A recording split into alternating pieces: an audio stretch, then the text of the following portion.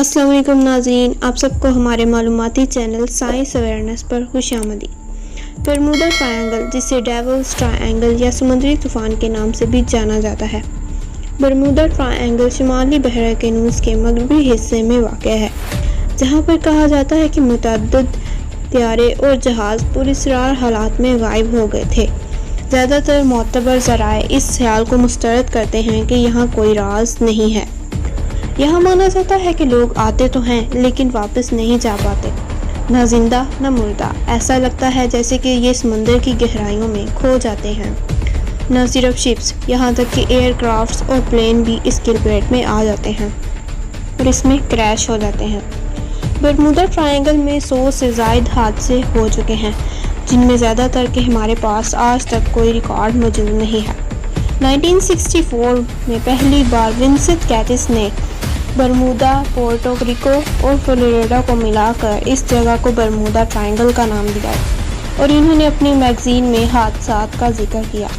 इस पर कई मूवीज़ बन चुकी हैं। कुछ में यहाँ तक दिखाया गया है कि यहाँ एलियंस आते हैं और ह्यूमंस पर अपने एक्सपेरिमेंट करते हैं। इस जगह से बहुत सी कहानियाँ जुड़ी हुई हैं, लेकिन इस वीडियो में हम सिर्फ साइंटिफिक फैक्ट्स की बात करेंगे। 9 जुलाई 1945 को यूएस नेवी का एयरक्राफ्ट 4 घंटे की उड़ान के बाद इससे राब्ता मुनक़ता हो गया और वह समंदर में गिरकर क्रैश हो गया और किसी SOS सिग्नल का भी सुराग ना मिला। इस हादसे के 5 महीने बाद टॉरपीडो बम्बर्स का ग्रुप फ्लोरिडा के नेवल स्टेशन से उड़ान भरी। इसकी ईस्ट में जाना था और फिर वापस आना था। सब कुछ ठीक चल रहा था, लेकिन सबको 1 घंटे बाद घबराहट होने लगी। पायलट ने कहा कि मैं फ्लोरिडा एयरबेस की तलाश करने की कोशिश कर रहा था, पर मेरे कंपास काम नहीं कर रहे थे। मौसम बहुत ख़राब हो गया था और ना ही डायरेक्शन का पता चल रहा था। 4 घंटे फ्यूल ख़त्म हो गया, जिसकी वजह से तमाम प्लेन क्रैश हो गए। इसके पीछे रेस्क्यू प्लेन भेजा गया, वो भी 1.5 घंटे के बाद खामोश हो गया। बरमूडा ट्रायंगल में 1947 में 1, 1945 में 2, 1949 में 1 और 1965 में कई हादसात हो चुके हैं। जो हवा में मौजूद जहाज़ को अपने अंदर समा सकता है, तो पानी में तैर रही शिप्स का क्या हाल होता होगा, ये आप खुद सोच सकते हैं। कुछ लोग इन हादसात को सुपरनेचुरल या एलियन से जोड़ते हैं, तो आइए चलिए हम आपको इन सब हादसात की वजह बताते हैं। 1945 में हादसात के दौरान अचानक मौसम तब्दील हो गया था, जो हादसे का बाइस बना। लेकिन ऐसा कैसे हुआ? मौसम अचानक तब्दील क्यों हुआ? किसी के पास जवाब नहीं था। लेकिन कुछ सालों पहले नासा ने बरमूडा ट्रायंगल की फ़ोटो पब्लिक करते हुए कहा कि ऐसा हेक्सागोनल क्लाउड की वजह से होता है। हेक्सागोनल क्लाउड्स में क्लाउड्स और एयर दरमियान में चक्कर लगाते हैं और ये क्लाउड्स इतने ताकतवर होते हैं कि 273 किलोमीटर पर हार की रफ्तार से एयर को पंप कर सकते हैं। इन क्लाउड्स का हमें पता सैटर्न की क्लाउड से लगा। नासा की सैटेलाइट ने इन क्लाउड्स को बरमूडा ट्रायंगल के ऊपर देखा था। मौसम का अचानक तब्दील होना तो नॉर्मल है, लेकिन हादसे में बड़ी परेशानी कंपास में थी। तमाम पायलट्स के कंपास ने काम करना छोड़ दिया था। ज़मीन एक खुद मैग्नेट है।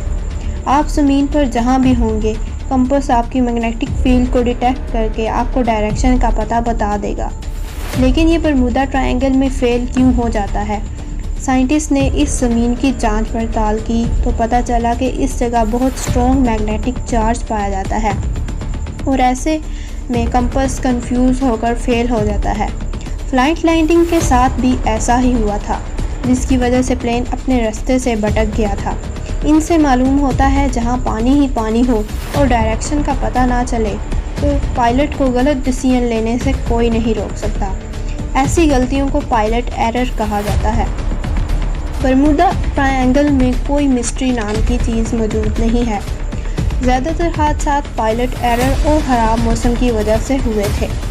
जब प्लेन टेक ऑफ करता है तो इसकी जेट इंजन से एग्जॉस्ट गैस तेज़ी से बाहर निकलती है, जो एयर प्रेशर में डिस्टर्बेंस पैदा करती है।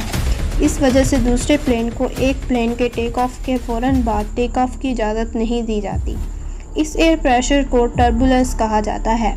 ये सिर्फ प्लेन ही क्रिएट नहीं करते, बल्कि बुलंदो बाला पहाड़ और ऊंची नीची ज़मीन से जब हवा गुजरती है तो टर्बुलेंस पैदा होता है, जिससे हवा तेज़ी से चलने लगती है।